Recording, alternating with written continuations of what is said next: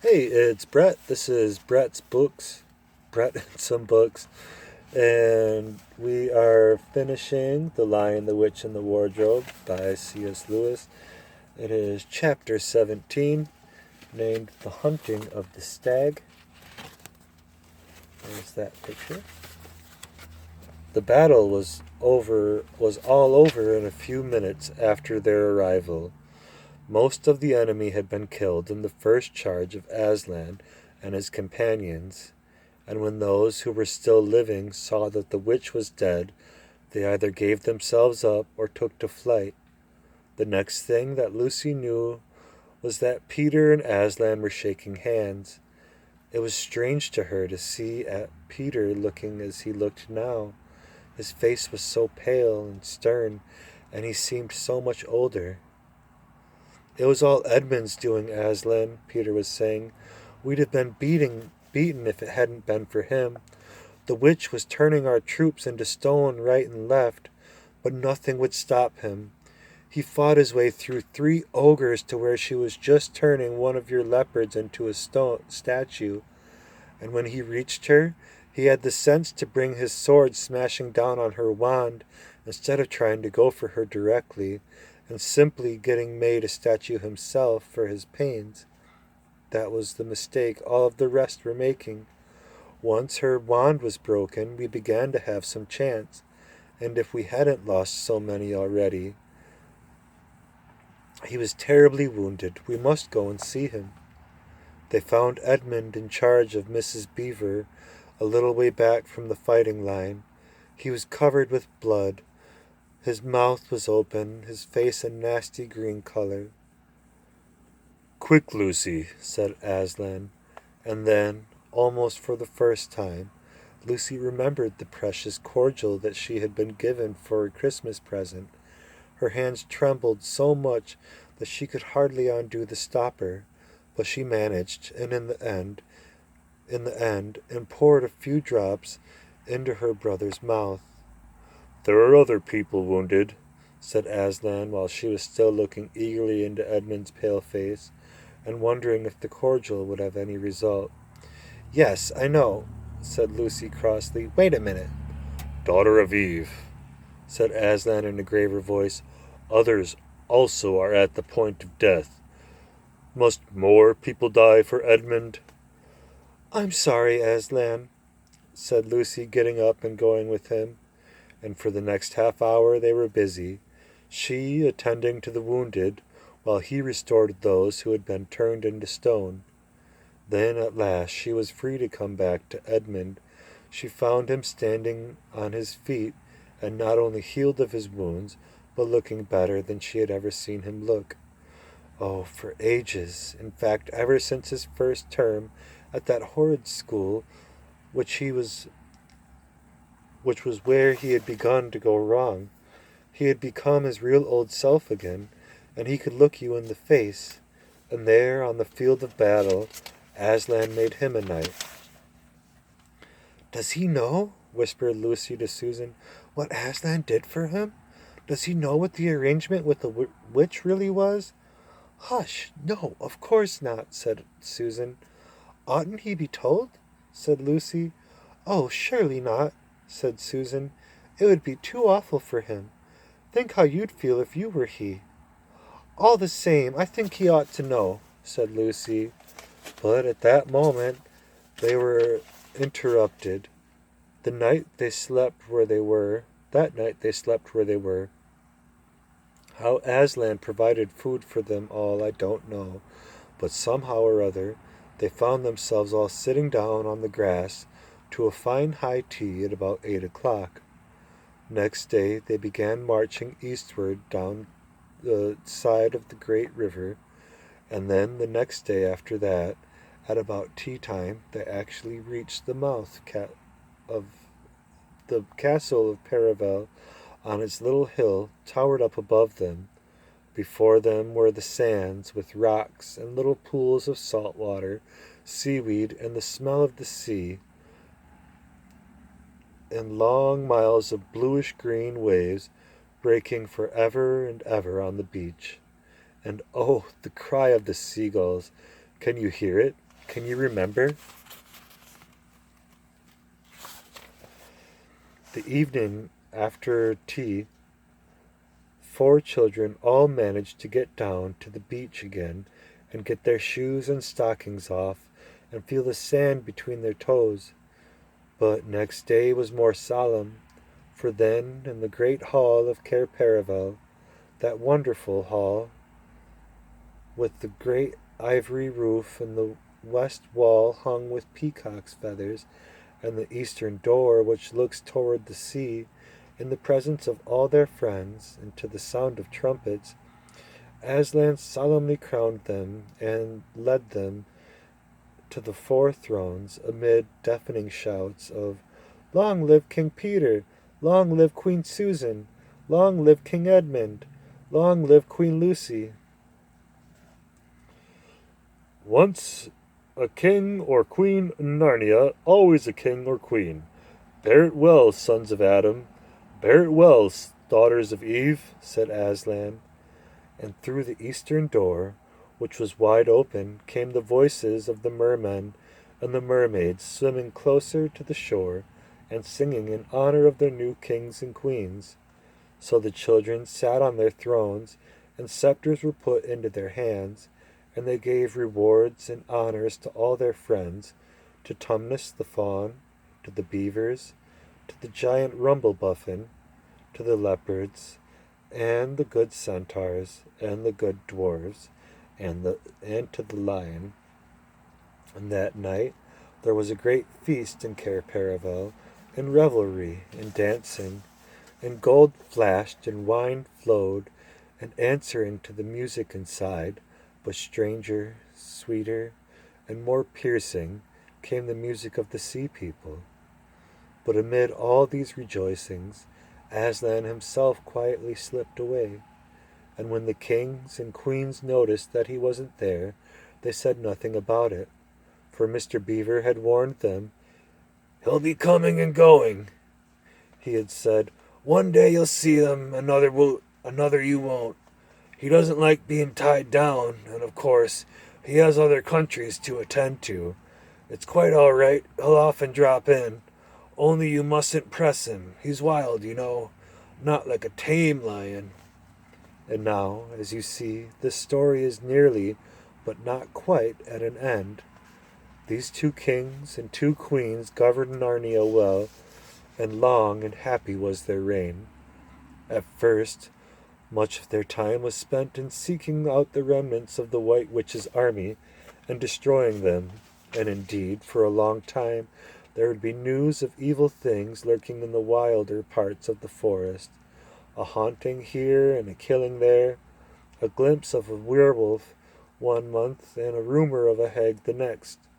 But in the end, all that foul brood was stamped out, and they made good laws and kept the peace and saved good trees from being unnecessarily cut down, and liberated young dwarves and young satyrs from being sent to school, and generally stopped busybodies and interferers and encouraged ordinary people who wanted to live and let live.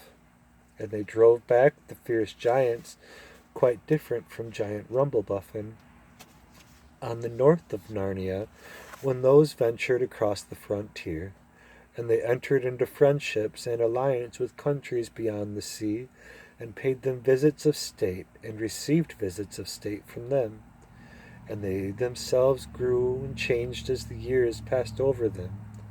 And Peter became a tall and deep-chested man, and a great warrior, and he was called King Peter the Magnificent. And Susan grew into a tall and gracious woman, with black hair that fell almost to her feet, and the kings of the countries beyond the seas began to send ambassadors asking for her hand in marriage, and she was called Susan the Gentle. Edmund was graver and quieter man than Peter, and great in counsel and judgment. He was called King Edmund the Just. But as for Lucy, she was always gay and golden-haired, and all princes in those parts desired her to be their queen, and her own people called her Queen Lucy the Valiant. So they lived in great joy, and if ever they remembered their life in this world, it was only as one remembers a dream. And one year it fell out that Tumnus, who was a middle-aged faun by now and beginning to be stout, came down the river and brought them news that the white stag had once more appeared in these parts, the white stag who would give you wishes if you caught him. So these 2 kings and 2 queens, with the principal members of their court, rode a-hunting with horns and hounds in the western woods to follow the white stag. And they had not hunted long before they had a sight of him, and he led them a great pace over rough and smooth, and through thick and thin, till horses of all the courtiers were tired out, and only these 4 were still following. And they saw the stag enter into a thicket where their horses could not follow. And then said King Peter, for they all talked in quite different style now, having been kings and queens for so long, "Fair consorts, let us now alight from our horses and follow this beast into the thicket. For in all my days I never hunted a nobler quarry." "Sir," said the others, "even so let us do." So they all alighted and tied their horses to trees and went into the thick wood on foot. And as soon as they had entered it, Queen Susan said, "Fair friends, here is a great marvel, for I see a tree of iron." "Madam," said King Edmund, "if you look well upon it, you shall see it is a pillar of iron with a lantern set on top thereof." "By the lion's mane, a strange device," said King Peter, "to set a lantern here, and where the trees cluster so thick about it, and so high above it, that if it were lit, it would just give light to no man." "Sir," said Queen Lucy, "by likelihood when this post and this lamp were set here, there were smaller trees in the place, or fewer, or none. And this is a young wood, and the iron post is old." And they stood looking upon it. Then said King Edmund, "I do not know how it is, but this lamp is on the post worketh upon me strangely. It runs in my mind that I have seen the like before, as if it were a dream, or in some dream of a dream." "Sir," answered they all, "it is even with us also." "And more," said Queen Lucy, "for it will not go out of my mind that if we pass this post and lantern, either we shall find a strange adventures, or else some great change of our fortunes." "Madam," said King Edmund, "the like foreboding stirreth in my heart also." "And also in mine, fair brother," said King Peter. "And so in mine too," said Queen Susan. "Wherefore, my counsel, we shall be lightly return to our horses, and follow this white stag no further." "Madam," said King Peter, "therein I pray thee to have me excused, for never since we 4 were kings and queens in Narnia have we set our hands to any high matter, as battles, quests, feats of arms, acts of justice, and the like, and then given over, but always what we have taken in hand, the same we have achieved." "Sister," cried Lucy, "my royal brother speaks rightly, and it seems to me that we should be shamed for if ever fearing or foreboding we turned back from following so noble a beast as now we have in chase." "And so I say," said King Edmund, "and I have much desire to find the signification of this thing, that I would have not had my good will turned back for the richest jewel in all Narnia and all the islands." "Then in the name of Aslan," said Queen Susan, "if you will all have it so, let us go on and take the adventure that shall fall to us." So these kings and queens entered the thicket, and before they had gone a score of paces, they all remembered that the thing they had seen was called a lamp-post, and before they had gone 20 more, they noticed that they were making their way not through branches, but through coats. And next moment, they all came tumbling out of a wardrobe door into the empty room, and they were no longer kings and queens in their hunting array, but just Peter, Susan, Edmund, and Lucy in their old clothes. It was the same day and the same hour on the day in which they had all gone into the wardrobe to hide. Mrs. McCready and the visitors were still talking in the passage, but luckily they never came into the empty room, and so the children weren't caught. And that would have been the very end of the story if it hadn't been that they felt they really must explain to the professor why 4 of the coats out of his wardrobe were missing, and the professor, who was a very remarkable man, didn't tell them not to be silly and not to tell lies, but believe the whole story. "No," he said, "I don't think it'll be any good trying to go back through the wardrobe door to the coats.